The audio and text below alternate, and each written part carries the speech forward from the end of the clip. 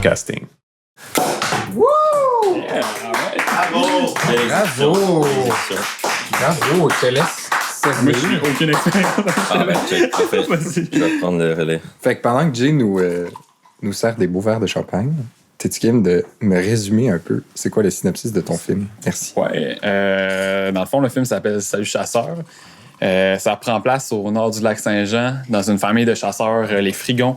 Puis on suit Louis-Henri et son petit-fils Sacha, qui chassent ensemble depuis longtemps. Mais là, avec les années, c'est devenu un petit peu plus difficile pour Louis-Henri d'aller à la chasse. Fait que là, on va comme vivre avec eux le premier automne, où Louis-Henri, il va pas à la chasse, puis que Sacha prend la relève, dans le fond. Nice. Ben, santé. Santé à ce synopsis. Cheers. Cheers. Merci de Fait- l'invitation. Ben, ça fait plaisir. Fait que, Salut chasseur, ça part de où? C'est passé à travers d'autres noms aussi, d'autres titres. Mais ça part de où? C'est un désir de... Tu connais Sacha depuis longtemps ou tu voulais faire un film de chasse?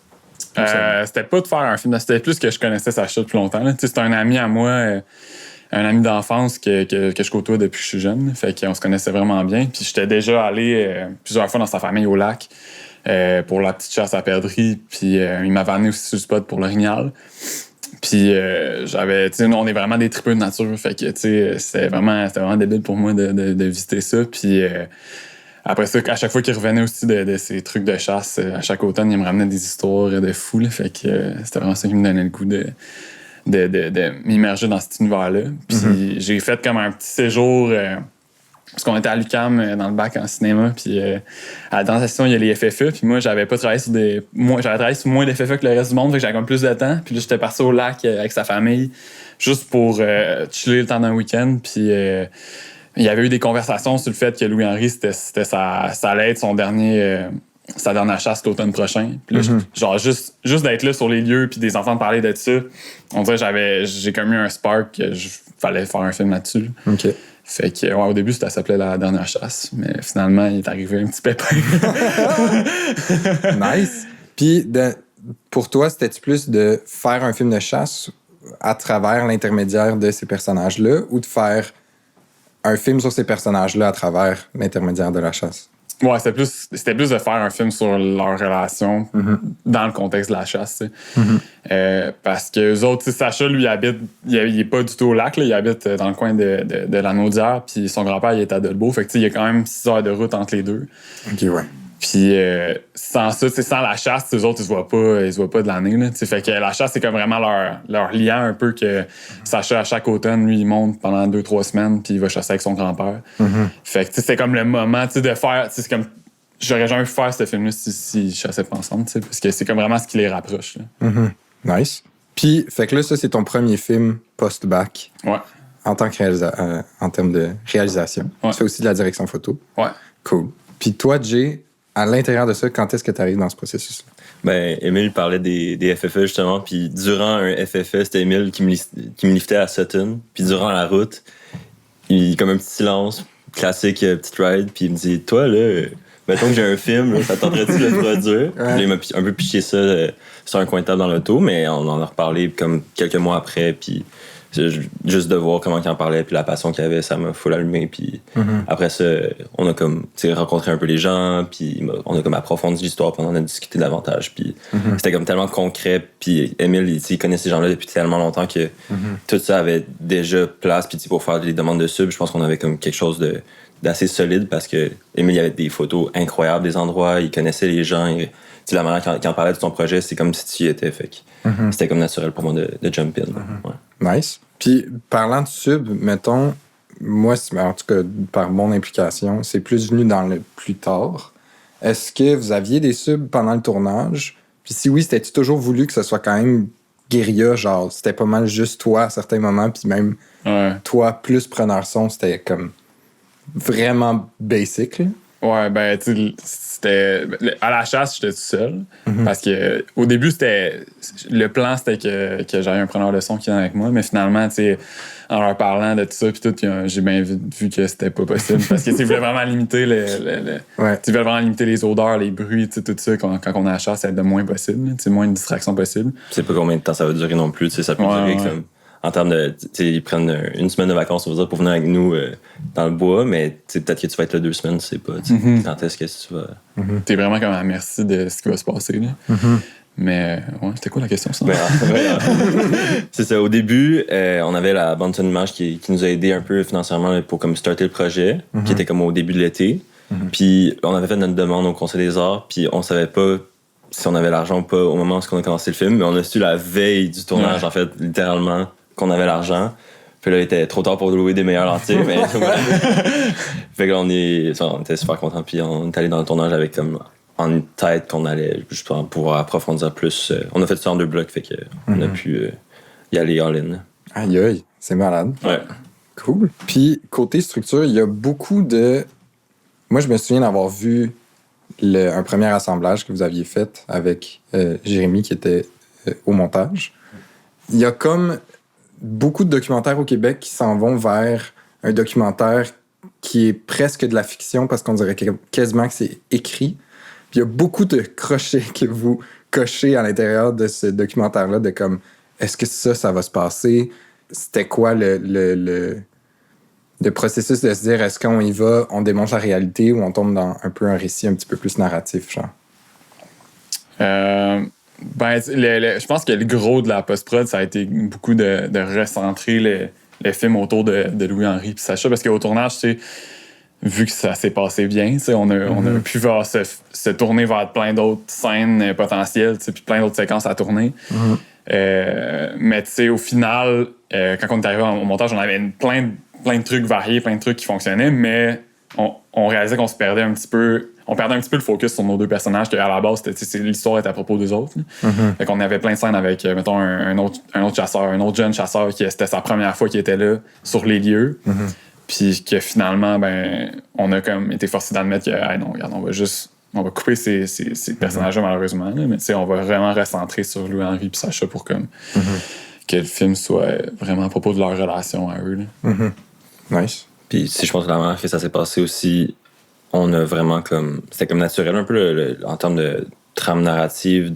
Il n'y a pas eu d'occasion où on a vraiment pu déformer la réalité, parce que c'était quand même très organique ce qui s'est passé. Puis les événements, ça a juste été de comme tweaker un peu l'ordre des choses, mais je pense qu'il n'y avait pas de version qu'on sentait que ça déformait l'histoire qui s'était réellement passée. Là. Fait que, mais je comprends qu'est-ce que tu veux dire dans l'aspect fiction. Je pense que juste comme la manière qu'Emile a capturé les images, c'est tellement comme surréel, ou c'est un peu très cinéma direct, là, fait que tu sens un peu cet aspect fiction là, surtout au départ. Je me souviens quand on avait regardé l'assemblage, vous autres, vous nous aviez contacté, ça faisait quand même un bail, puis là vous aviez monté, puis là vous avez fait OK, là on a quelque chose à présenter à l'équipe. Puis on était rentrés, puis moi j'avais bien honnêtement complètement oublié c'était quoi le synopsis de ce film-là. Je pouvais voir un genre visionnement d'équipe, tu sais.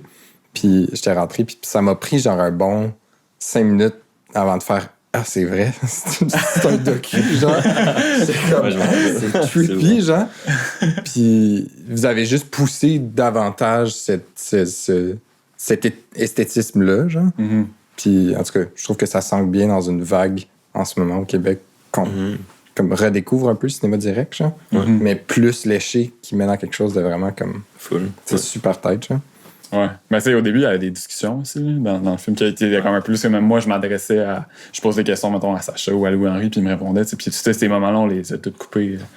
Beaucoup de moments, on sentait la présence soit d'Emile ou de la caméra, on les a tous enlevés, puis c'était un peu à contre-cœur parfois, parce qu'il y avait des répliques intéressantes ou comme des moments vraiment précieux, mais que, tu sais, il y en avait comme quelques-uns dans le montage, puis on perdait ce sentiment-là, justement, de cinéma direct, puis je pense que c'était plus important pour le film de les couper, là, au final.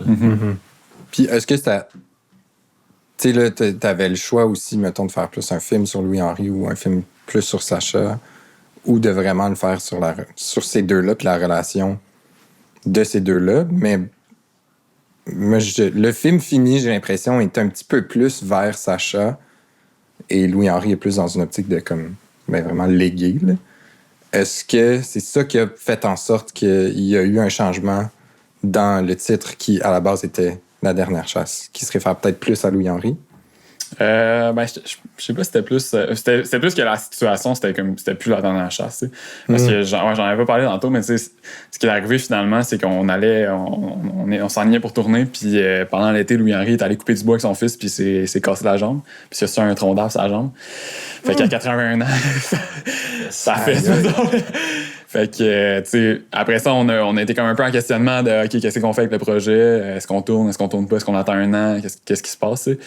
Puis, ça a l'air un peu cruel de dire ça, mais on a réalisé que c'était quasiment plus intéressant de tourner pareil parce que là, ça allait être comme le premier automne où il serait absent. C'est comme, on aurait comme plus accès un peu au choc que ça provoque, tu sais, puis à comment que Sacha, lui, réagit à ça, puis comment qu'il l'épaule dans tout ça, puis que ça aurait sûrement donné des beaux moments, tu sais, de complicité entre les deux, là. Fait que c'était comme un curse and a blessing, là, tu sais. C'est vraiment, je dis ça, mais genre, c'est vraiment dommage pour Louis-Henri. Je me rappelle quand tu en avais parlé, tu sais, c'est comme, on est allé prendre une bière, puis il m'avait jasé de ça que, bon, événement très tragique de Louis-Henri qui se casse la jambe, c'est ça.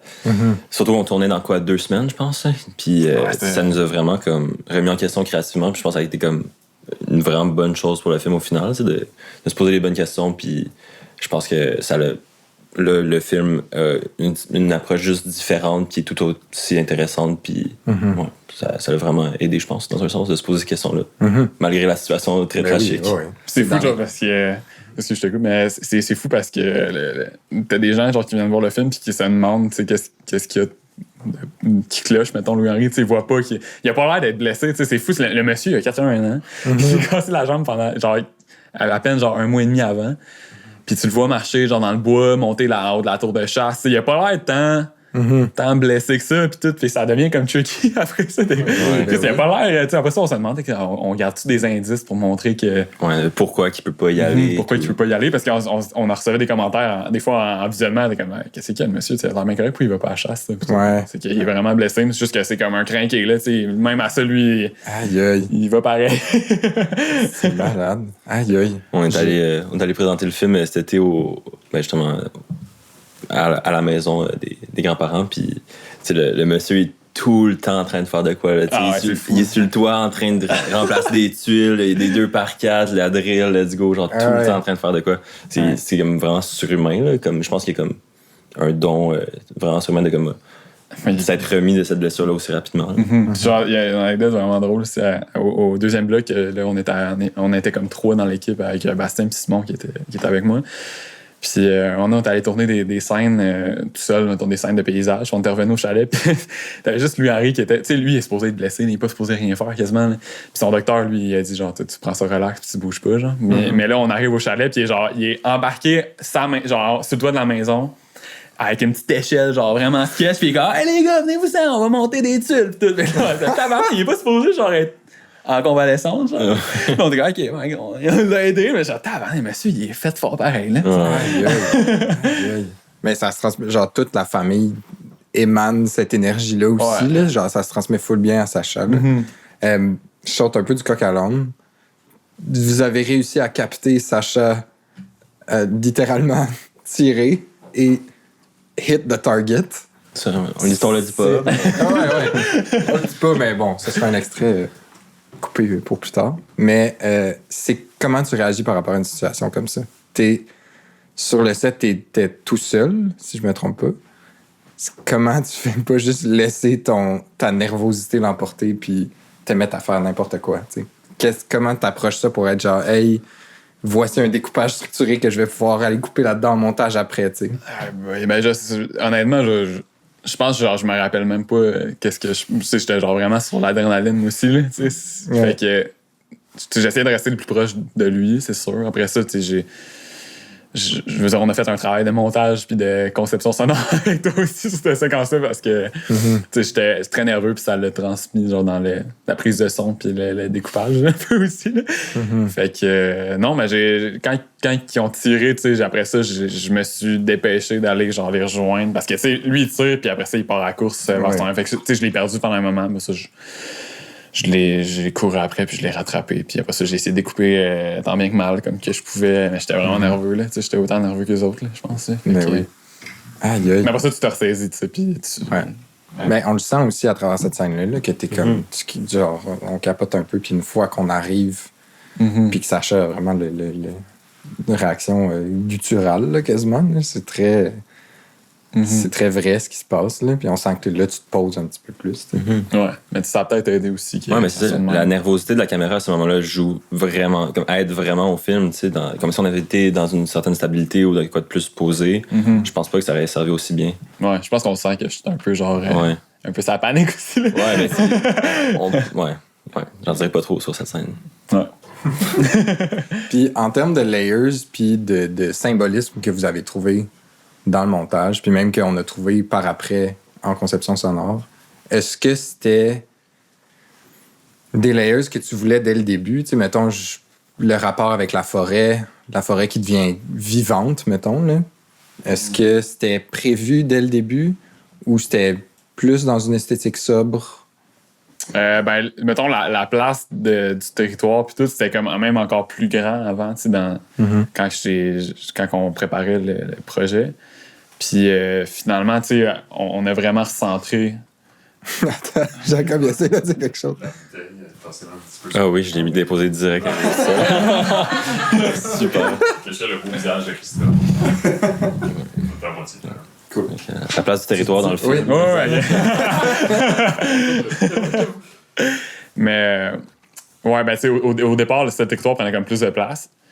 Puis, on a vraiment tourné énormément d'images qu'on n'a pas utilisées, des images de B-roll, de beauty shot, puis tout du territoire. Mais aussi en montage, ça a été aussi un autre deuil de comme, OK, là, on ressent sur eux autres. Ouais. On veut vraiment sentir qu'on les suit de près, tu sais, puis qu'on. On voulait pas trop divaguer puis montrer de la beauté pour rien. Fait que on était vraiment juste suivre l'action puis d'être proche d'eux autres puis ce qui se passait. Fait. C'est sûr qu'après ça, il y a des petits détails de fun comme ça, la rendre vivante à des spots que c'est comme si ça c'était arrivé après. Là, mais c'était pas tout réfléchi. Ouais, je comprends. C'est assez criminel, la banque de B-roll comme magnifique qu'on a pas utilisé. Genre, on pourrait faire de quoi avec ça un jour de comme pour la région. Shutterstock. Ouais, Shutterstock, c'est comme. Ça devient un investissement. Émile, c'est pas mal une bonne personne pour capturer la forêt boréale, là, je dirais, là, dans toutes ses formes. Fait que, yes. Comment tu jongles, mettons, avec le fait que tu es aussi directeur photo dans la vie? Ben, je suis très directeur en photo en herbe. Là. Oui, ouais. Je me qualifierais pas de directeur photo parce que ça fait pas longtemps que je suis sorti de l'école puis tout, puis j'ai pas fait énormément de trucs non plus. Mais, mettons, par rapport, mettons, à faire la direction photo sur mes projets ou faire... Ouais, exact. T'sais, comment tu rendu sur un tournage, comment tu navigues dans... Ben, ça a comme toujours été un peu naturel parce que pas tout le temps ça que j'ai fait, comme même avant de rentrer à l'UQAM et tout, là, que c'était moi qui faisais ma caméra, puis que c'était moi qui gérais mon son, mais même si c'était vraiment pas le même niveau de maîtrise et tout. Mais ça a comme toujours été un peu comme ça que j'ai appris à... Avec Sacha, justement, on faisait des vidéos de ski quand on était jeune, puis je les suivais avec ma cam, puis à un moment donné, on a commencé à faire un peu plus une approche de cul que là, fait que ça a tout le temps été de même. Là, je suis comme, on dirait qu'il faut que j'apprenne à plus à déléguer qu'à être autonome, pour comme... Parce qu'il y a des projets qui nécessitent ça aussi. Là. Ben oui, je comprends. Mais tu fais full de montage aussi, puis t'es quand même couteau suisse, là, fait que j'ai l'impression que comme, tu sais un peu... T'as comme une bonne vision de où est-ce que tu t'en vas avec ça, malgré tout, là. Ouais. Mais là, tu vois, comme ce projet-là, c'est comme ça allait apporter genre un niveau genre tellement plus élevé que si j'avais tout fait par moi-même, juste d'aller chercher du monde qui sont comme dans tous les aspects. Puis ça te permet d'avoir un recul aussi, qui est quand même le fun. Ouais, vraiment. Ouais. Parlons chasse un peu. Let's talk. Êtes-vous... est-ce que toi, t'en as déjà fait de la chasse? Ben, j'avais déjà accompagné. Ouais. J'ai jamais comme... Là, oui, là, mais j'ai tiré une perdrix cet automne, là, puis c'était rough. Comment... Tu sais, Sacha, il en parle de ce rapport-là à la fin du film, du fait que t'enlèves une vie, quand même. Ouais, mais là, tu vois, je l'ai comme vraiment vécu. Ouais. Là, puis moi, c'était... Ben, tu sais, on va pas rabaisser la perdrix par rapport à l'original, là, mais tu sais... On dirait que là, j'ai compris genre pleinement ce qu'il voulait dire. Là. Je l'ai comme tiré, mais pas genre exactement à bonne place. Là, je l'ai comme vu souffrir pendant comme quelques minutes, puis je savais comme pas quoi faire. Puis là, tout le monde me criait genre des instructions. T'es comme, mets ton pied sur sa tête, genre, puis écrase-la. J'étais comme, je peux pas faire ça, genre. Aïe, aïe. Bon, c'était rough, mais sinon, avant ça, j'avais accompagné sur le territoire, mais tu sais, juste comme pour observer. Mais j'avais jamais. Tu sais, je pense pas que je vais être capable un jour de tirer un orignal. Là. C'est comme ça m'intéresse pas vraiment. Puis moi, le fun, c'est comme plus d'être dans le bois avec eux autres, puis de vivre l'expérience humaine, tu sais. Puis le fait d'être comme en forêt pendant une semaine. Juste comme une pause. Là, mais oui. Ouais. Toi, Jay, t'as-tu déjà chassé? Moi, j'ai jamais chassé. Ça t'intéresse-tu? C'est quelque chose qui m'intéresse, mais ce qui m'intéresse de la chasse en général, je pense que c'est juste comme... Tu sais, avec ce projet aussi, j'en ai découvert plus, mais c'est le respect que ces gens-là accordent à la nature, puis à quel point ils sont connectés aussi à la nature, tu sais, de comme...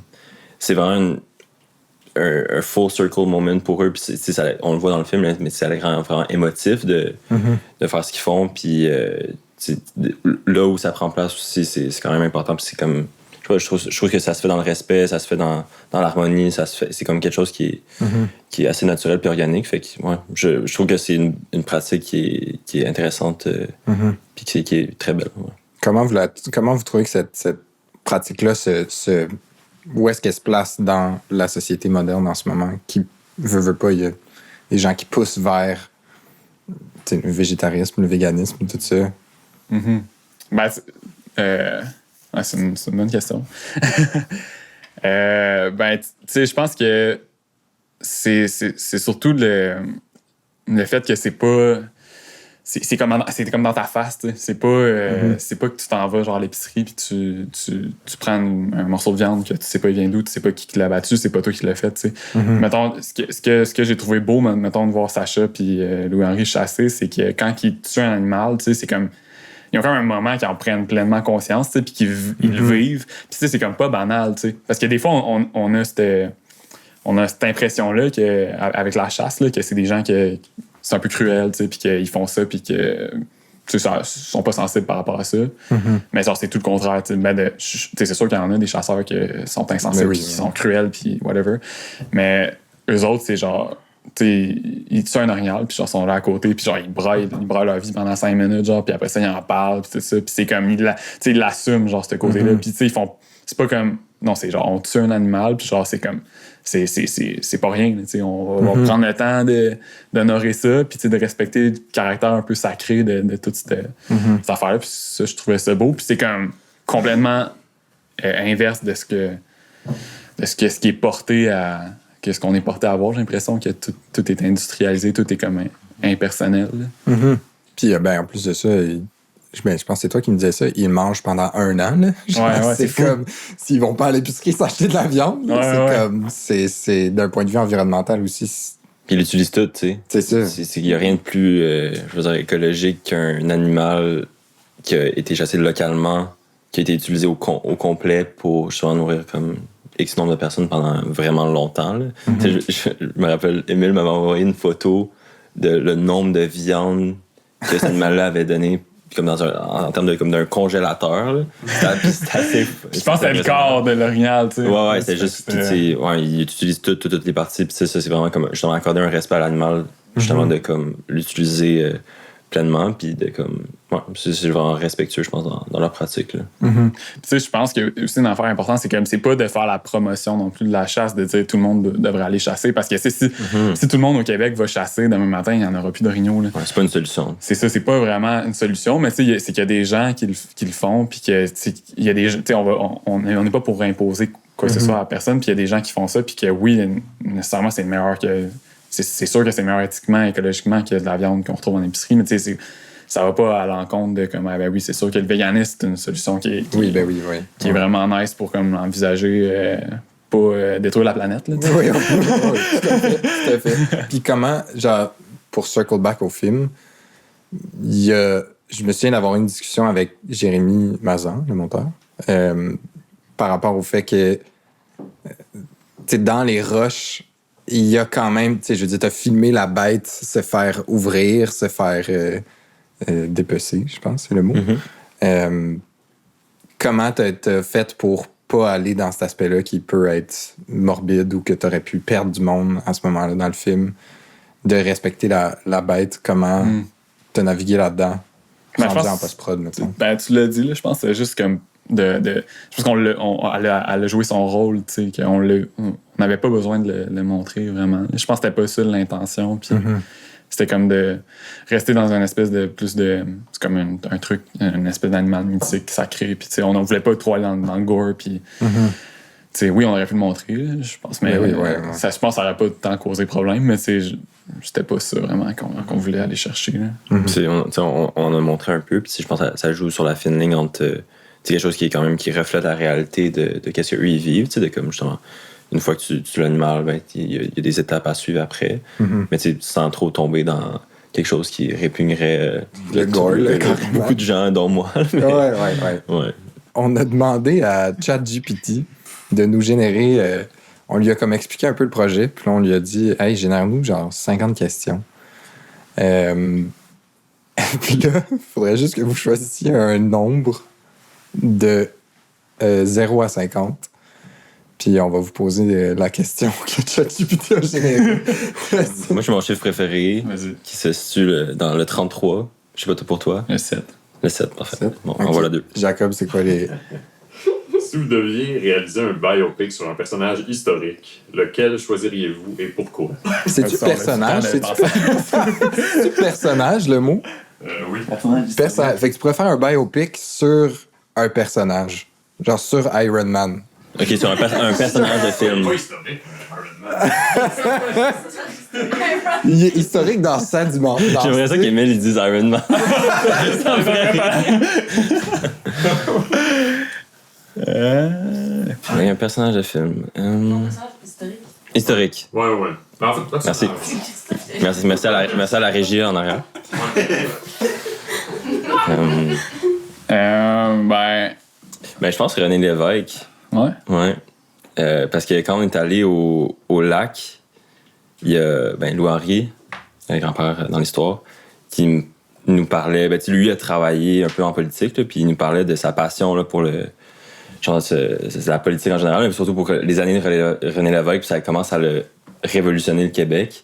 Puis, tu sais, de moi qui venant pas de cette époque-là, puis en sachant un petit peu, je trouvais ça vraiment fascinant à quel point genre pour eux c'était important, puis que ces années-là ça avait quand même une grande place dans l'espace public, la politique peut-être plus qu'aujourd'hui, puis les valeurs qu'ils apportaient avaient plus aussi des répercussions sur comment on voyait le Québec là. Fait que, je pense quand même un personnage intéressant. Moi, je serais down de voir quelque chose sur. Pas un personnage, mais sur les. Parce que là, j'ai commencé à lire des trucs de Serge Bouchard, des Remarquables oubliés. Puis je suis tombé sur les histoires qu'il y avait par rapport à des coureurs des bois. OK. Des coureurs des bois qui parcouraient genre des affaires de fous genre dans ces coins-là, genre qui remontaient à la rivière Achamouchane au lac pour aller genre connecter avec la baie James, ces affaires-là. Ouais. Moi, je serais fucking down de voir ça. Fait que ça serait ça. Nice. En mode genre grosse fiction The Revenant, genre. Genre, je sais pas, peut-être pas autant genre intense que. Parce que lui, c'est genre la vie d'un. Il a sauvé des affaires de fou, mais c'est juste de comme suivre. En fait, je lisais ça, puis j'étais comme. Il y aurait des films, tu sais, c'est pas moi qui va faire ça, mais tu sais, il y aurait des films genre de fous à faire sur ces histoires-là qu'on n'a jamais vues. C'est clair. Réponse alternative, Toutankhamon. On en entend souvent parler, mais tu sais, Ben oui, c'est comme c'est René qui, Lévesque, là. C'est voilà. le même combat. Là. voilà, exact. On sait pas, tu sais. Un bébé, Toutankhamon, ou un enfant? Mais tu vois, là est la question. Personne ne le sait. On a besoin d'un film pour répondre à cette question-là. Octobre 2025. Puis sinon, c'était l'autre question, c'était quoi? C'était 33 ou 7? 7? Ah! Avez-vous déjà... Avez-vous déjà pensé à réaliser un spin-off de votre court-métrage avec un personnage secondaire inattendu? Oh, ben oui! Oui! Il y en a plusieurs, là. Comme Émile disait, au montage, on a dû couper certains personnages qui étaient à la chasse avec Sacha. Puis un de ces personnages, c'est Fred. Puis Fred, c'est un peu la génération en bas de Sacha qui apprend vraiment comme si lui était dans les débuts de la chasse, puis il apprend à manipuler une arme, puis à attirer à la perdrix. Puis là, il a tué sa première perdrix au moment où on a fait le tournage. Puis c'était très, très, très au rush, c'était malade son histoire à lui. Puis, tu sais, on était tellement attristés de pas pouvoir le mettre dans le film parce que c'était cute, mais c'était comme une histoire autre. Ouais, Puis, tu sais, quand tu veux l'inclure, mais t'es comme non, on peut pas, genre, parce que ça marche pas, mais on est triste. Ouais, c'est un peu ça. Nice. Oui, Fred. Oui, Fred. Nice. Ouais. Parfait. Puis on aurait le temps pour une dernière. Fait que choisissez un numéro, puis on se lance. Plus n'importe quoi. T'as-tu une idée? Ben, mon deuxième numéro préféré, c'est 8. 8. Si votre court-métrage était un plat, lequel serait-il et aurait-il des épices spéciales? Ouf, c'est drôle, ça. Un plat. Un ragoût, Ça serait clairement une fondue à l'orignal. Fondue à l'orignal. Une fondue à l'orignal, c'est bon. Ouais. Il y en a une dans le film en plus. Fait. Avec beaucoup C'est vrai de qu'il y en a une poivre. dans le film. Ouais, Ouais. c'est quoi l'épice spéciale? C'est quoi qu'il y a mis Yolande? Ouais. Yolande. Où Yolande, là? Yolande qui est la grand-mère. C'est une recette secrète. On peut pas la révéler. Parfait. L'épice à Yolande. C'est l'épice, ça, Yolande. Voilà. On ferme là-dessus. Je m'en dessus. Yeah! Bravo! Mais attends, avant de fermer. Ah oui, c'est vrai. Ben, tu sais, les copains du son, vous avez été un apport créatif et technique dans le film inestimable. Puis, Christophe, tu nous as accompagnés depuis le début avec ton enthousiasme pour le film, puis ta bienveillance. Fait qu'on a un petit cadeau pour toi, là. Oh, je me demande c'est quoi? Respect. Yay! Une poignée de main protocolaire! Oui, une poignée de main protocolaire. Malade. Ok.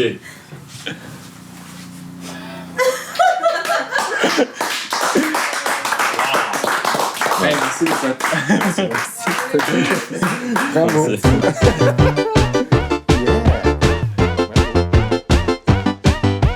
Podcasting.